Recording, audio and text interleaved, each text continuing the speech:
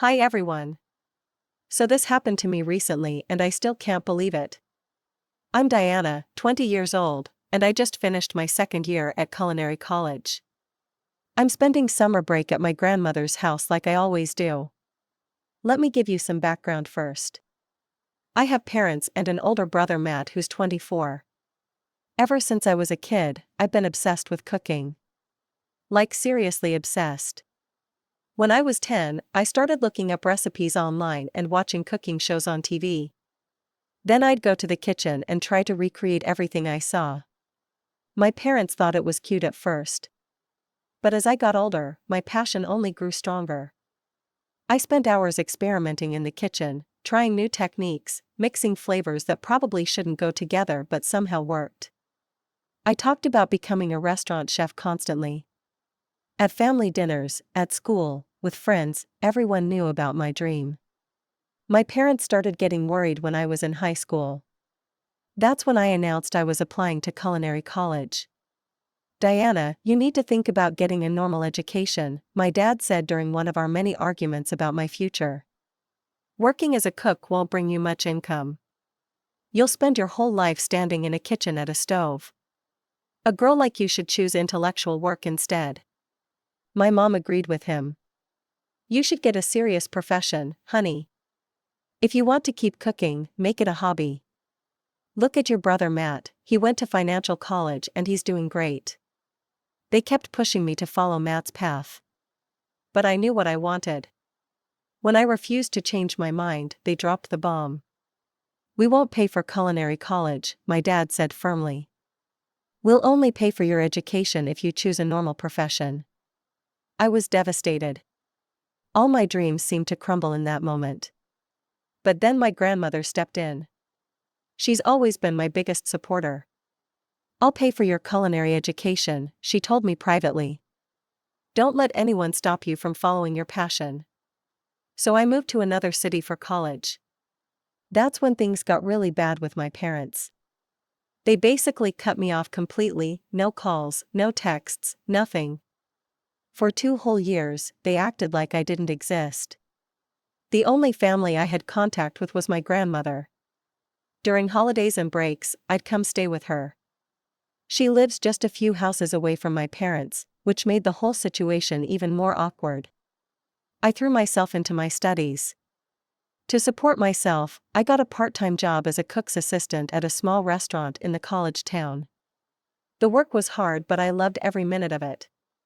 I was learning so much, not just from classes but from real kitchen experience. The head chef there, Carlos, became like a mentor to me. You've got natural talent, Diana, he'd tell me. Don't let anyone convince you otherwise. Those words meant everything to me, especially when I was feeling down about my family situation. My grandmother was amazing too.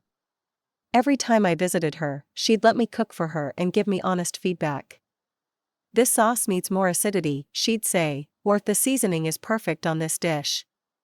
She never just said things were good to make me feel better. She gave real criticism that helped me improve. Then, out of nowhere, everything changed. I was in my grandmother's kitchen trying out a new pasta recipe when my phone rang. It was my mom. Diana, her voice sounded different, softer somehow. How are you, sweetheart? I was so shocked I nearly dropped the phone. Mom? I'm fine, how are you? Your father and I have been talking. We miss you so much. We haven't seen you in such a long time, and we want to restore our relationship with you. My heart started racing. Was this really happening? After 2 years of silence, were my parents finally ready to accept my choices? There's something I want to ask you, my mom continued. It's my birthday next month, and I'm planning a house party. I was wondering, would you be willing to cook all the food for the event? I couldn't believe what I was hearing. My mom was asking me to cook for her birthday party? This had to mean they finally accepted that I'd chosen the right path for myself. Yes, I said immediately. Yes, of course I'll cook for your party, I'd love to. Wonderful, my mom said, and I could hear the smile in her voice. I trust your judgment completely. Whatever menu you think would be best. After we hung up, I just stood there in my grandmother's kitchen, tears streaming down my face. But these were happy tears. Finally, my parents were ready to support my dreams. They wanted me to showcase my skills for their friends and family. This was my chance to prove myself, to show them what I was capable of. I immediately called my grandmother to tell her about the conversation. "That's wonderful news, dear," she said. "I'll support you in whatever you decide to do." The next day, I went straight to my parents' house. My hands were shaking as I knocked on the door. When my mom opened it, she looked exactly the same as I remembered. For a moment, we just stared at each other. "Diana," she said softly, then pulled me into a hug, "I've missed you so much." My dad appeared behind her, looking awkward but smiling. "It's good to see you, kiddo." We sat in their living room, the same living room where we'd had so many fights about my future, and I told them my plans for the birthday party. "I want to create a really special menu," I explained excitedly. "I'm thinking about doing a fusion theme, mixing different cuisines but keeping everything elegant. I'll make printed menus for each guest." "How many people are you expecting?" "About 20, my mom said, "and that all sounds perfect. We trust you completely." They agreed to everything I suggested. I was so happy I felt like I could float. This was it, this was my moment to finally show my parents what I'd learned, what I was capable of becoming. The weeks that followed were some of the most exciting of my life. First thing I did was create the menu. I spent hours researching dishes, thinking about flavor combinations, considering dietary restrictions. I wanted everything to be perfect. I decided on a sophisticated fusion theme, taking classic dishes from different cuisines and giving them my own twist. For appetizers, I planned bacon-wrapped scallops with miso glaze, mini lamb sliders with tzatziki, and these amazing stuffed mushrooms with truffle oil that I'd perfected at the restaurant where I worked. For the main courses, I chose herb-crusted salmon with Asian-inspired vegetables, braised short ribs with red wine reduction, and a vegetarian lasagna that even meat lovers would crave. I even designed and printed actual menus on nice cardstock paper. Each menu had "Happy Birthday Mom" at the top in elegant script, followed by each course with detailed descriptions. I was so proud of how professional they looked. Next came shopping for ingredients. I went to 3 different grocery stores and the specialty market downtown to get everything I needed. The bill was pretty steep, almost $400, but I'd been saving money from my restaurant job specifically for something like this. This was my investment in my future relationship with my parents. When I got home with all the groceries, I asked my mom if I could use their kitchen to prep everything. "Oh no, honey," she said quickly. "That would be so inconvenient for me. I don't want to see a mess in my kitchen right now. It would actually be much more convenient for you to cook at your grandmother's house, don't you think?" I was a little disappointed, but it made sense. My grandmother's kitchen was bigger anyway, and she'd always let me cook there without any restrictions. So I spent the next week doing test runs of every single dish at my grandmother's house. She became my official taste tester and critic. I practiced the timing too, figuring out exactly when to start each dish so everything would be ready at the same time. I made detailed schedules and prep lists. This was going to be flawless. 3 days before the party, I did a complete dress rehearsal. I cooked smaller portions of everything, timed each step, and had my grandmother evaluate the final results. "This is restaurant-quality food, Diana," she told me seriously. "Your parents are going to be so impressed." The night before the party, I could barely sleep. I kept going over my timeline in my head. I'd need to start cooking at 6 a.m. to have everything ready by 2 p.m. when the party was supposed to start.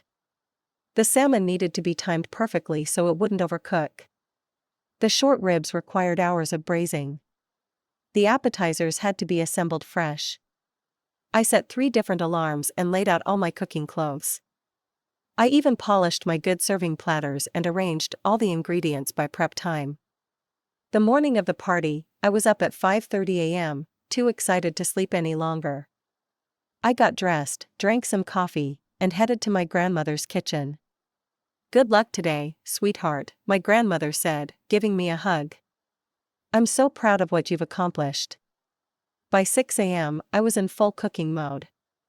The short ribs went into the oven first, they needed 4 hours of slow braising. Then I started prepping vegetables, making the truffle mushroom filling, and preparing the miso glaze for the scallops. Everything was going perfectly according to schedule. The house smelled incredible. The short ribs were tender and falling apart. The salmon was perfectly seasoned and ready to go in the oven. The appetizers looked like something from a magazine. At 9:30 a.m., I loaded the first batch of food into containers and headed to my parents' house. I was so excited I was practically bouncing. This was it, the moment I'd been working toward for weeks. But when I got to their house, something was wrong. All the lights were off, and the driveway was empty. I knocked on the front door, but nobody answered. "Hello?" I called out, knocking louder. "Mom, Dad, it's me." Nothing. I tried the doorbell several times, still nothing. I pulled out my phone and called my mom's number. It went straight to voicemail. Same with my dad's phone. My heart started racing. Where were they? Had something happened? Was there an emergency? I kept calling every few minutes, pacing back and forth on their front porch with containers of food in my hands. Neighbors were probably watching me through their windows, wondering what I was doing. Finally, after 15 minutes of constant calling, my mom answered her phone. "Oh, Diana," she said, sounding way too cheerful, "what's going on?" "Mom, where are you?"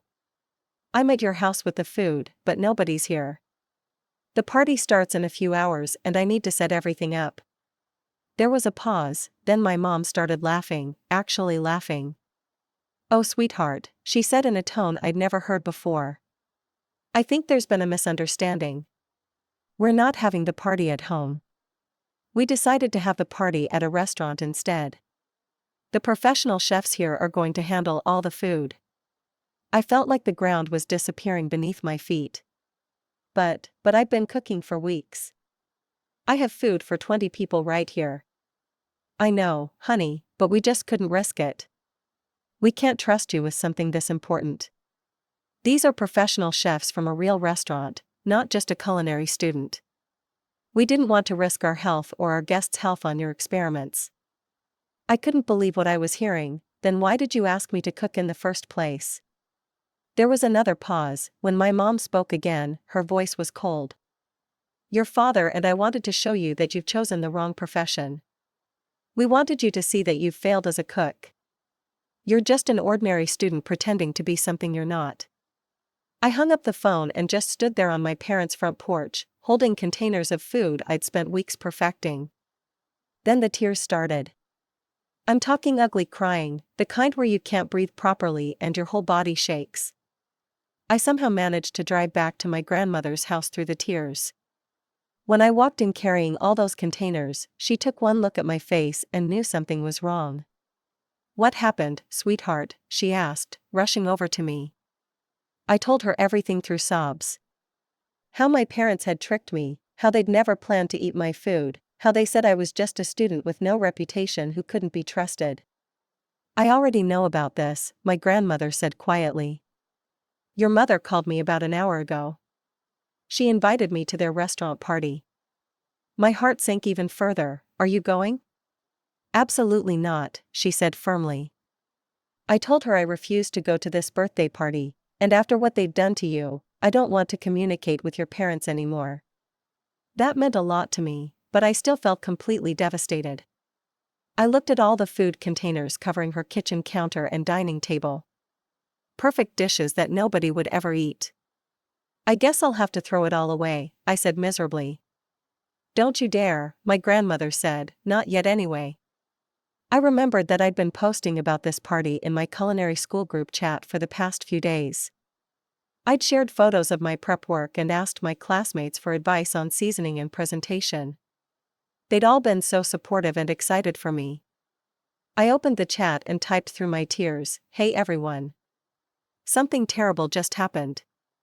My parents totally screwed me over. They never planned to eat the food I made for their party. They just wanted to prove I'm a failure as a cook. I'm here with food for 20 people and now I have to throw it all in the trash. I can't believe they did this to me. The responses started coming immediately. Oh my God, Diana, that's horrible. What jerks, don't throw the food away yet. Wait, where are you right now? I'm not far from your grandmother's place. My mom lives like 10 minutes from there. She could probably come over. Don't do anything until we figure this out. One of my classmates, Jake, wrote that he could be there in 15 minutes. Another one, Sarah, said her mom lived nearby and would love to try my cooking. While I was reading all these messages, my grandmother was on the phone with her neighbors. Hello, Mrs. Peterson, it's Diana's grandmother. My granddaughter just cooked this amazing meal and we have way too much food. Would you and your family like to come over for lunch? You can bring friends if you want. She made similar calls to 5 other neighbors, asking them to spread the word and bring anyone who wanted to come. Within 2 hours, the most incredible thing happened. My grandmother's house was packed with people. Jake and 2 other classmates had driven over. Sarah's mom came with 3 of her friends. The neighbors brought their kids and called their relatives. Some people I'd never seen before in my life were sitting at my grandmother's extended dining table. I had to adjust some of the portions to make sure there was enough for everyone. Some dishes I split into smaller servings, others I stretched by making extra sides. But somehow we made it work for almost 30 people. I presented each dish like I would have at my parents' party. I explained what was in each one and told funny stories about learning to cook as a kid. The crowd was so warm and encouraging. One man in the corner was taking photos of every dish and writing notes in a small notebook. I figured he was just documenting the food like everyone else was doing with their phones. The whole impromptu party lasted about 3 hours. Everyone ate until they were stuffed. Some people jokingly said we should do this again sometime. A few of my classmates hung around afterward to help clean up. When everyone had left, I was exhausted but feeling so much better. All that food I'd worked so hard on hadn't gone to waste. People had enjoyed it and appreciated the effort I'd put in. That's when the man with the notebook approached me. He'd been quietly observing everything all afternoon. "Excuse me," he said, "I'm sorry to bother you, but I wanted to introduce myself. I'm David Chen." The name sounded familiar, but I couldn't place it. "I own a restaurant," he continued. "You might have heard of it, Chen's Kitchen downtown?" My jaw dropped. Chen's Kitchen was legendary. It had a Michelin star and was always booked months in advance. I dreamed of eating there someday, let alone working there. "I happened to be visiting friends in this neighborhood today when I heard your story," he said. "What your parents did to you was cruel, but the way you handled this situation was remarkable. And your food is exceptional." I couldn't believe this was happening. David Chen was standing in my grandmother's living room talking to me about my cooking. "I'd like to offer you an internship at my restaurant this summer," he said. "And if things work out well, I'd be happy to have you join our team permanently after you graduate." I literally had to sit down. This morning I'd been devastated, thinking my culinary career was over before it started. Now one of the most respected chefs in the city was offering me a job. After he left, I immediately looked him up online. David Chen wasn't just a restaurant owner, he was a famous food blogger with hundreds of thousands of followers. His restaurant reviews and food stories were read by people all over the country. 2 days later, he posted about me on his blog. The title was "When Parents Fail, Community Succeeds, a Young Chef's Inspiring Story." He wrote about what my parents had done, how the neighborhood had rallied around me, and included photos of all my dishes. He even posted a picture of me presenting the food. The story went viral. I started getting messages from people I'd never met, telling me how inspired they were by my story and how delicious my food looked. 3 days after David's blog post went viral, my phone rang. It was my mom again. "Diana, what the hell have you done?" she screamed before I could even say hello. "You've embarrassed your father and me. Everyone in town is talking about us." "I didn't do anything," I said calmly, I just cooked food and shared it with people who appreciated it. You made us look like terrible parents. You need to fix this right now. Call that blogger and tell him you made up the whole story. Say you didn't prepare the food on time and that's why we had to move the party to a restaurant. I couldn't believe she was asking me to lie to cover up their cruelty. No, I said simply, I'm not going to lie for you. I hung up on her. 10 minutes later, my brother Matt called. What's wrong with you? He said immediately. Do you know that people have stopped greeting mom and dad on the street? You're ruining their reputation. They ruined their own reputation, I replied. I didn't force them to lie to me and waste my time and money. I hung up on him too. That summer, I did my internship at Chen's Kitchen. It was the most intense and educational experience of my life. David pushed me harder than any of my culinary school instructors ever had, but I learned more in those 3 months than I had in 2 years of classes. Your knife skills need work, he'd tell me bluntly. And your sauce is too salty, try again. But when I got something right, his praise meant everything. Now that's how you sear a scallop, he'd say with approval. After graduating culinary school, David offered me a full-time position. I started as a line cook and worked my way up. The hours were brutal and the kitchen was high pressure, but I loved every second of it. Years passed quickly. I became one of David's sous chefs, then eventually his head chef for weekend service. My salary grew from barely above minimum wage to more money than I'd ever imagined making. I was featured in food magazines and invited to cooking competitions. Last month, David published another blog post about me. The title was From Deceived Daughter to Head Chef, Diana's Journey Continues. He wrote about how I'd grown as a chef over the years, how I'd become one of his most trusted team members, and how my future in the culinary world looked brighter than ever.